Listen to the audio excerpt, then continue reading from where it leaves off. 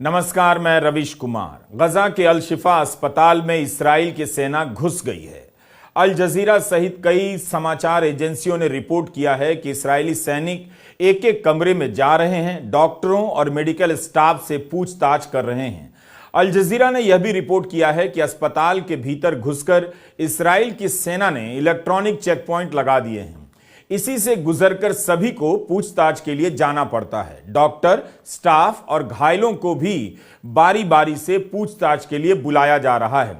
Associated press से गजा में अस्पतालों के महानिदेशक मोहम्मद जाकौत ने कहा है कि अस्पताल के भीतर मरीज चीख चिल्ला रहे हैं। भयावह स्थिति है, हम अब मरीजों को नहीं बचा सकते।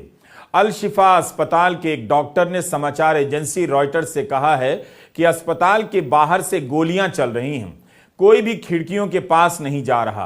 अस्पताल में काम कर रहे एक व्यक्ति ने अल जजीरा को बताया है कि जो कोई चलता फिरता नजर आता है उसे निशाना बनाया जा रहा है। अस्पताल के भीतर से कोई जवाबी हमला नहीं हुआ है, किसी के पास कुछ है भी नहीं। मीडिया में टनल की खबरें चल रही हैं जो सही नहीं है। अल शिफा अस्पताल की दास्तान अपने वर्तमान में ही दफन हो गई। इतिहास से आप क्या ही उम्मीद करेंगे। हम कोई न्यूज चैनल नहीं है, हमारे पास अस्पताल का हाल बताने वाली तस्वीरें तुरंत नहीं आती हैं, बल्कि मिल ही नहीं पाती हैं। लेकिन क्या सिर्फ इसी वजह से अल शिफा का हाल नहीं बताया जाएगा? मुझे लगता है कि अल शिफा का हाल तब भी बताया जाना चाहिए और आपको सुनना चाहिए जब अस्पताल के भीतर का हाल बताने वाली तस्वीरें ना हो। उन तस्वीरों पर अब इस्राइल का कब्जा होगा। उन तस्वीरों में अब अल शिफा नहीं, इस्राइल दिखाई देगा। घायलों की चीख पुकार नहीं, इस्राइल की मानवता दिखाई देगी। मुमकिन है आप इस अस्पताल में रखे गए लोगों से सहानुभूति ना रखते हों, मगर खुद के साथ तो रखते ही होंगे। यह कहानी आपको इसलिए सुननी चाहिए कि एक दिन यह घटना दुनिया के दूसरे हिस्से में भी दोहराई जाएगी। हिटलर की यातनाएं आज भी दोहराई जा रही हैं। खुद इस्राइल का ट्विटर हैंडल हिटलर की आत्मकथा लेकर दिखा रहा है। इस ट्वीट में लिखा है कि एंटीसेमिटिज्म किल्स, यानी यहूदियों से नफरत करना जानलेवा है। आईडीएफ सैन्य बलों को गजा के घर में एक कमरे में हिटलर की किताब मिली है। इस जगह का इस्तेमाल हमास आतंक के अड्डे के रूप में कर रहा है, ऐसा इस्राइल का दावा है। आतंकवादियों ने किताब में हाईलाइट किया है, ये ट्विटर हैंडल पर लिखा है और नोट्स बनाए हुए हैं। ये शब्दों से शुरू होता है और खत्म होता है सड़कों पर यहूदी खून से। लेकिन इस्राइल की आधिकारिक भाषा में वही शब्द आ रहे हैं जो हिटलर यहूदियों के लिए इस्तेमाल करता था। हिंसा के शिकार लोगों के भीतर भी उसी तरह की हिंसा की चाह बन जाती होगी। तभी इस्राइल के नेता और सैनिक हिटलर का नाम लेने में संकोच नहीं करते। जो उनका खलनायक था वही अब उनका हीरो है। इसी सरकार के लोग गजा के लोगों के लिए अंधेरे की औलाद, मानव जानवर जैसे शब्दों का इस्तेमाल करते रहे हैं। ऐसे ही शब्दों का इस्तेमाल नाजी जर्मनी में यहूदियों के खिलाफ किया जाता था। मौत का इससे क्रूर चेहरा क्या हो सकता है कि उस अस्पताल को ही घेर लिया जाए जहां किसी तरह जिंदा बचे लोग सांस बचा लेने के लिए संघर्ष कर रहे हों। और मानवता का इससे क्रूर चेहरा नहीं हो सकता कि उस अस्पताल को चारों तरफ घेर लेने के बाद इस्राइल कह रहा हो कि हमने जो इंक्यूबेटर, बच्चों के लिए भोजन और दवाएं वगैरह भेजी थी वो अस्पताल में पहुंच गई हैं।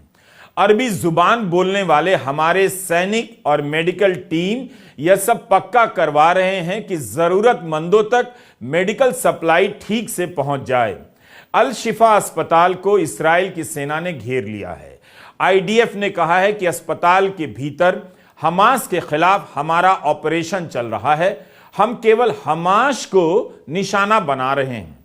मानवता के एक और महापुजारी अमेरिका के राष्ट्रपति जो बाइडेन ने 13 नवंबर को कहा कि अस्पतालों पर कम घातक कार्रवाई होगी, बाकी इलाकों के मुकाबले उतनी कड़ी कार्रवाई नहीं होगी। ऐसी मानवता, करुणा, उदारता की मिसाल आपको कहीं नहीं मिलेगी। उस अस्पताल में भर्ती लोग कौन हैं? उस अस्पताल के कैंपस में शरण लेने वाले कौन हैं? जाहिर है वही हैं जिनके घरों पर इस्राइल ने बम बरसाए हैं।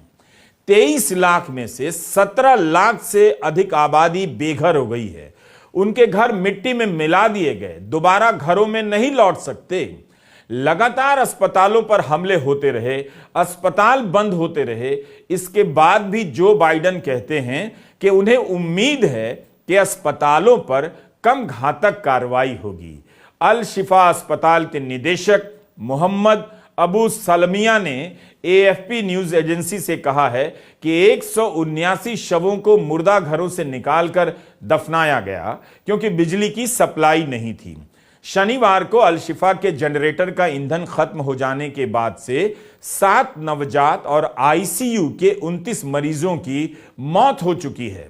हमारे पास अल शिफा अस्पताल की नई तस्वीरें नहीं हैं, मगर पिछले 1 महीने की इन पुरानी तस्वीरों को देखिए।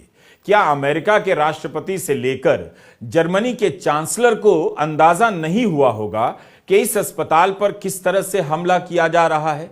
चारों तरफ की बमबारी के बीच उन डॉक्टरों ने कैसे लोगों का इलाज किया और अपनी जान दे दी। स्नाइपर और ड्रोन के हमले के बीच इस अस्पताल में इस समय 650 मरीज भर्ती हैं और 5000 से लेकर 7000 शरणार्थी भी हैं। संयुक्त राष्ट्र के अनुमान के अनुसार कम से कम 2300 लोग अस्पताल के भीतर हैं और गोलीबारी की सूरत में निकल नहीं पाएंगे। WHO के अध्यक्ष ने कह दिया कि अल शिफा अब अस्पताल की तरह काम नहीं कर रहा है। अस्पताल के निदेशक कह रहे हैं कि इस्राएल की सेना लगातार हमला कर रही है। रह रहकर अस्पताल के परिसर में गोलियां चलाई जा रही हैं। डॉक्टर जान पर खतरा लेकर मरीजों के पास जा रहे हैं। पत्रकार कह रहे हैं कि अस्पताल में मौजूद लोगों से इस्राएल ने कह दिया है कि हाथ ऊपर उठाए हुए बाहर निकल आइए। कुछ लोगों को व्हील चेयर चाहिए, कुछ अन्य लोग विकलांग भी हैं। रविवार को शिफा के कार्डियो वार्ड पर हमला कर दिया गया। शुक्रवार को 3 नर्सों की हमले में मौत हो गई। इनक्यूबेटर में जब बिजली की सप्लाई नहीं मिलती है तो नवजात को ऑक्सीजन नहीं मिलता। 6 बच्चों की इनक्यूबेटर के काम नहीं करने के कारण मौत हो गई। इस्राएल ने कहा है कि उसने लोगों को अस्पताल से निकलने के सुरक्षित रास्ते दिए हैं। अस्पताल के स्टाफ ने इस दावे का खंडन किया है और कहा है कि इस्राएली हमले से उनके लिए काम करना और मुश्किल हो गया है। सोचने वाली बात है, चारों तरफ बमबारी हो रही है, गोलीबारी हो रही है, उसके बीच आईसीयू के मरीजों को कैसे निकाला जा सकता है? सुरक्षित रास्तों पर लोगों के धूप में घंटों तक चलने के भी वीडियो सामने आए हैं। क्या इन हालात में गंभीर रूप से घायल या बीमार मरीज कहीं भी जा सकते हैं? पीने को पानी नहीं है और गाड़ी चलाने का ईंधन नहीं, तो मरीजों से कैसे उम्मीद की जा सकती है कि इस्राएल के मानवीय ऑफर का सम्मान करते हुए अल शिफा छोड़कर निकल जाएं? अल शिफा अब अस्पताल नहीं रहा, सब कुछ तबाह हो गया है। यह बयान अस्पताल के निदेशक का है। इसके भी 2 दिन हो गए हैं। अब तो अस्पताल ही इस्राएल की सेना के कब्जे में है। 13 नवंबर को फ्रांस 24 से अस्पताल के निदेशक की कही गई उनकी बात का यही मतलब निकलता था कि अल शिफा अस्पताल नहीं रहा, वह कभी अस्पताल हुआ करता था। निदेशक ने कहा है कि अब सिर्फ दीवारें बची हैं जो लोगों के मरने के लिए खड़ी हैं, क्योंकि उन्हें कोई इलाज नहीं मिल सकता। यह अस्पताल एक सामूहिक कब्र है। सोमवार शाम तक ऑक्सीजन की कमी के कारण कई लोग मर गए। ऑपरेशन कक्ष में एक व्यक्ति की मौत हो गई। हमारा स्टाफ किसी का इलाज नहीं कर पा रहा। लोग अपनी अंतिम सांसें गिन रहे हैं। अस्पताल का ब्लड बैंक भी काम नहीं कर रहा। किसी घायल को अब खून भी नहीं मिलेगा। इस अस्पताल के परिसर में सैकड़ों लोगों ने शरण ली थी, यही सोचकर कि यह सुरक्षित जगह होगी, मगर उनका अंदाजा गलत निकला। अब आपके पास इस अस्पताल को लेकर जो भी जानकारी होगी वो इस्राएल की तरफ से दी जाएगी। इस अस्पताल को बर्बाद करने के बाद इस्राएल के बयानों से आपको उसकी मानवता झलकेगी कि वह कितनी दवाएं पहुंचा रहा है, लोगों का इलाज करवा रहा है। यह वीडियो इस्राएल की सेना आईडीएफ का है। आईडीएफ का बयान आया है कि अस्पताल को 300 लीटर ईंधन की आपूर्ति की गई है, जिसे हमास ने ठुकरा दिया। दुनिया भर में इसकी बात होने लगी, लेकिन इतने ईंधन से केवल आधे घंटे के लिए अस्पताल के जनरेटर चल पाएंगे। गजा के स्वास्थ्य मंत्रालय का बयान है कि हमने 300 लीटर ईंधन से मना नहीं किया है। हमने इतना कहा है कि रेड क्रॉस या किसी अन्य अंतर्राष्ट्रीय संगठनों के हाथों भिजवा दीजिए या सुरक्षित स्थान पर रख दीजिए। मैं हवाई बमबारी के बीच एम्बुलेंस में सुबह के 2 बजे ड्राइवर की जान जोखिम में डालकर आधे घंटे का ईंधन लेने नहीं जा सकता हूं। इससे लोगों की भूख खत्म नहीं होगी। दुनिया 12,000 मृत लोगों को भूल चुकी है, 30,000 घायलों को भुला चुकी है। गजा स्वास्थ्य मंत्रालय के प्रवक्ता ने कहा है कि इस्राएल ने नवजात बच्चों को पोर्टेबल इंक्यूबेटर में डालकर बाहर निकालने की बात कही, मगर यह संभव नहीं हुआ। WHO भी कह रहा है कि अस्पताल से मरीजों और घायलों को बाहर निकालना नामुमकिन है। अल शिफा में बिजली नहीं, वहां के मुर्दा घर में रखी लाशें सड़ने लगी हैं। उन्हें अस्पताल के ही परिसर में सामूहिक रूप से दफन करना पड़ा। इस्राएल की सेना ने कहा कि अस्पताल के पास एक गलियारा बना दिया है ताकि वहां से लोग सुरक्षित निकल जाएं। इस गलियारे का इस्तेमाल नहीं किया जा रहा। आप ही सोचिए, इस्राएल के हमले से ही घायल और विस्थापित होकर लोग यहां फंसे हैं, अस्पताल में रुके हैं। क्या वे इस्राएल के बनाए गलियारे से जाने की हिम्मत जुटा पाएंगे? अस्पताल में फंसे लोगों की जिंदगी अब किसी के हाथ में नहीं है, खुद उनके हाथ में भी नहीं। अस्पताल के निदेशक ने कहा कि अगर इंटरनेट होता तो वे उस गलियारे का वीडियो दिखा देते जो लाशों से भरा पड़ा है। इस्राएल झूठ बोल रहा है। हम भी यहां से निकलना चाहते हैं, हम सुरक्षित गलियारा चाहते हैं। हमारे यहां के घायलों के पेट चीरे गए हैं, उनके सर का ऑपरेशन हुआ है, दिल का हुआ है, किसी के शरीर के अंग को काटना पड़ा है, वे निकलने की स्थिति में नहीं है। अस्पताल के निदेशक के ये सब बयान है। उनका कहना है कि एम्बुलेंस काम करने की हालत में नहीं है तो घायल कैसे निकाले जाएंगे। 1 महीने में इस अस्पताल से कैसी कैसी खबरें आईं। बिना बेहोशी की दवा की सर्जरी हुई है, दर्द को कम करने के लिए पेन किलर तक नहीं। अस्पताल में बिस्तर कम पड़ गए तो घायलों को जमीन पर लिटाना पड़ा और उनके अंग काटे गए। यहां काम करने वाले डॉक्टरों के लिए पीने का पानी नहीं था तो वे ड्रिप फीड से पानी पीने लगे। 72 घंटे काम कर डॉक्टरों ने सेवाएं दी हैं। वे घर नहीं जाते हैं, घर तो बचा भी नहीं, वहीं रहते हैं, वहीं सोते हैं, वहीं काम करते हैं।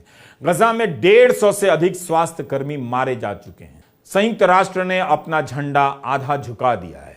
उसकी संस्थाओं के 100 से अधिक कर्मचारी इस्राएल के हमले में मारे गए हैं। जाहिर है इन 101 लोगों ने हमास के लिए अपनी कुर्बानी नहीं दी। वे मानवता की सेवा में बमबारी के बीच डटे रहे और अपना काम करते रहे। ये लोग सैनिक नहीं थे, बल्कि हमारी आपकी तरह थे जो युद्ध और हिंसा के क्षेत्रों में जाकर लोगों को मदद पहुंचाते थे, मगर उनकी सुरक्षा तक की परवाह नहीं की गई। बच्चों के अस्पताल अल नासर और अल रंतीसी बिना सहायता के काम नहीं कर पा रहे हैं। इन पर भी इस्राएल का हमला हुआ है। संयुक्त राष्ट्र के अनुसार अल रंतीसी से 1 दर्जन से अधिक लोगों को मिस्र और जॉर्डन के अस्पतालों में भेजा गया है। इस्राएल की सेना IDF ने बार बार कहा है कि हमास ने अल शिफा को अपना अड्डा बना लिया। इस कारण अल शिफा को अंतर्राष्ट्रीय कानूनों के तहत संरक्षण नहीं दिया जाएगा। IDF ने चेतावनी दी कि 12 घंटे के भीतर अस्पताल से चलने वाली सैनिक गतिविधियां बंद हो जाएं, मगर गतिविधियां बंद नहीं हुई। अस्पताल में काम करने वाले कई डॉक्टरों ने